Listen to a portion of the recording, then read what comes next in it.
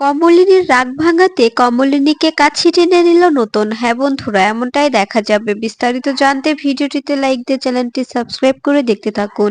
গল্পের শুরুতেই দেখা যাবে ভোর নতুনের সঙ্গে বাড়িতে এলে তখন সবাই মিলে ভোরকে বলতে থাকে, তা তোমার বিয়ের খবর কি?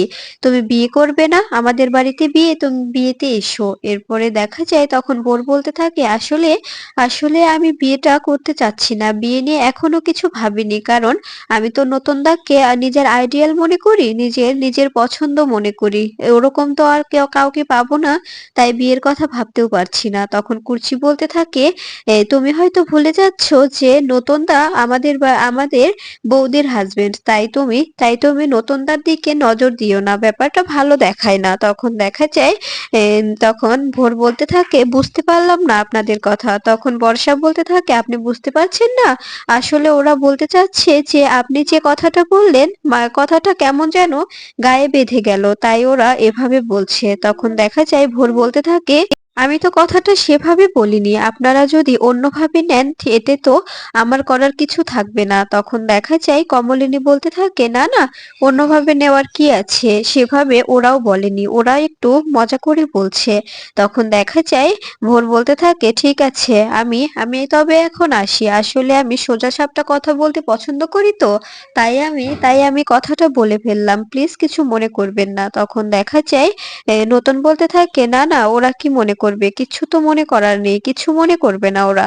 তারপরে দেখা যায় কমলিনী বলতে থাকে, না আমরা কিছু মনে করব না। আসলে আসলে আমার মেয়ের বিয়ে তো, তুমি চাইলে আসতে পারো, তোমাকে আমরা নিমন্ত্রণ করছি, তুমি এসো কিন্তু। তখন মিঠি বলতে থাকে, হ্যাঁ আসবেন আপনি, আপনি আসলে আমরা খুশি হব। মিঠিল বলতে থাকে, হ্যাঁ আপনি যদি বিয়েতে আসেন তবে আমরা অনেক খুশি হব। আর আপনার বিয়েতেও একটা ছোট্ট করে পার্টি অ্যারেঞ্জ করেন, আর ওখানে আমাদের নেমন্তন্ন করবেন, আমরাও যাব। হ্যাঁ, আপনার বিয়েটা আমরা আমরা সেলিব্রেশন করব। তখন দেখা যায় তো ভোর বলতে থাকে, আসলে আমার বিয়ে নিয়ে এখনো কোনো চিন্তা নেই তো, কোনো চিন্তা ভাবনা নেই এখনো, বিয়ে নিয়ে কিছু ভাবছি না তো, তাই।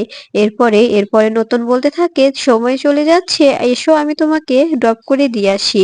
এরপরে দেখা যায় কমলিনীকে বলতে থাকে, আমি ভোরকে পৌঁছে দিয়ে আসছি, ঠিক আছে? তখন কমলিনী বলতে থাকে, এতে আমাকে বলার কি আছে? আমাকে বলার মতো তো কিছু হয়নি। আমাকে কেন বলছো তুমি? তোমার ইচ্ছে যা খুশি তাই তাই তুমি করতে পারো, তবে আমাকে জিজ্ঞানোর কি আছে?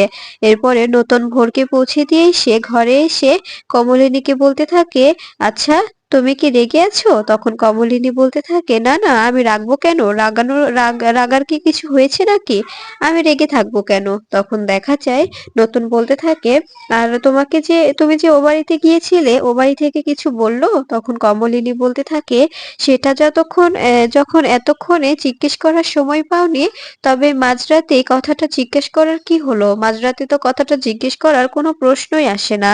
তখন নতুন বলতে থাকে, সময় পেলাম বা কখনই বা সময় পেলাম যে তোমাকে এই কথাগুলো জিজ্ঞেস করব, আর তুমি এভাবে কথা বলছো কেন আমার সঙ্গে? তখন কমলিনী বলতে থাকে, কোথায় কিভাবে কথা বলছি? আমি তো যা সত্যি তাই বলছি।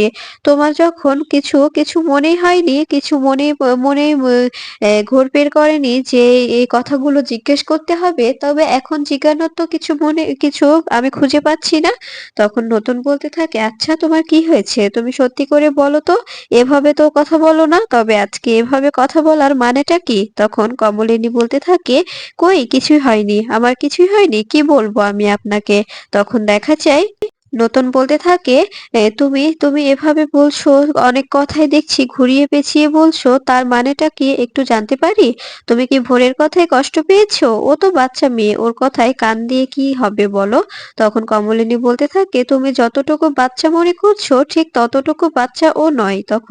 তখন দেখা যায় নতুন বলতে থাকে, প্লিজ কমলিনী, এভাবে আমার সঙ্গে ব্যবহার করো না। তুমি জানো যে তুমি আর আমি একে অপরকে ছাড়া কখনোই থাকতে পারবো না। তখন কমলিনী বলতে থাকে, চেষ্টা করে দেখতে পারো, যদি থাকতে চাও চেষ্টা করে দেখতে পারো থাকতে পারো কিনা।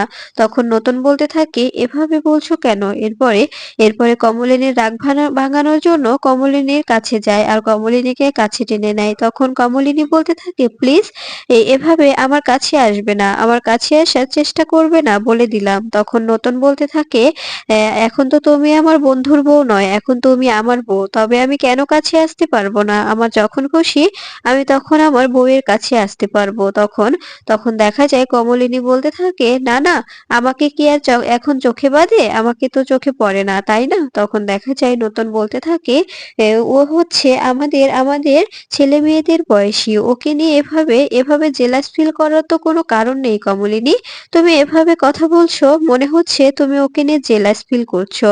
তখন কমলিনী বলতে থাকে, ও তো ও আমাদের বাচ্চাদের বয়সী হতে পারে, কিন্তু তুমি তো ওকে নিজের বাচ্চাদের মতো দেখো না, তাই না? তখন নতুন বলতে থাকে, না না, তা দেখবো কেন? ও তো আমার কলিগ, তাই কলিগের চোখেই দেখি। তখন তখন দেখা যায় কমলিনী বলতে থাকে, তা আবার ওর সঙ্গে তো বেছে বেছে ওর সঙ্গে ফাংশনে গান গাইছো, তাই না? তখন নতুন বলতে থাকে, ওর সঙ্গে বেছে বেছে গান গাওয়ার কি হলো? আমি তো প্রত্যেক বছর ফাংশনে গান করি, এটা তো নতুন কিছু নয়। তখন তখন কমলিনী বলতে থাকে, হ্যাঁ নতুন কিছু নয়, কিন্তু এবার ফাংশনটা তো ওই অ্যারেঞ্জ করছে, তাই না? তখন নতুন বলতে থাকে, হ্যাঁ প্রত্যেকবার যার যার মতো করে, এবার ও দায়িত্বটা ওর ওপর পড়েছে, তাই ও অ্যারেঞ্জ করছে। এতে তো কিছু আম, আমি দেখছি না কিছু বলার মতো কোনো ভাষা আছে, তাই না? এটা নিয়ে এভাবে জেলাস ফিল করার তো কোনো কারণ নেই। তখন কমলিনী বলতে থাকে, আমি কি জেলাস ফিল করছি নাকি? আমি তো কিছুই বলছি না, তোমার যেটা খুশি যেটা ইচ্ছে তুমি করতে পারো, আর বিছানা করে দিয়েছি, তুমি শুয়ে পড়ো।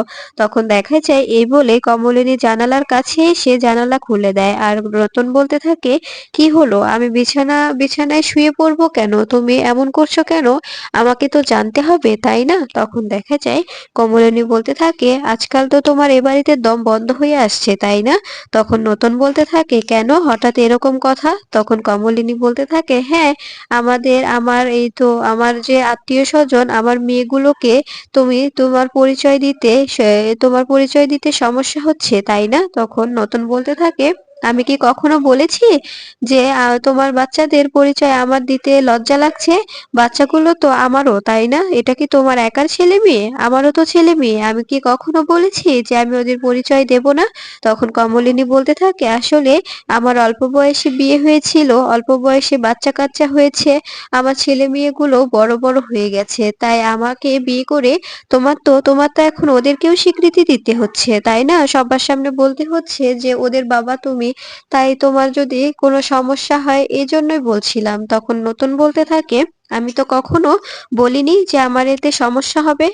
আমি কি কখনো তোমাকে বলেছি যে আমি মিঠি বাবিন বুবলাই এদেরকে নিজের নিজের পিতৃ পরিচয় দিতে পারবো না?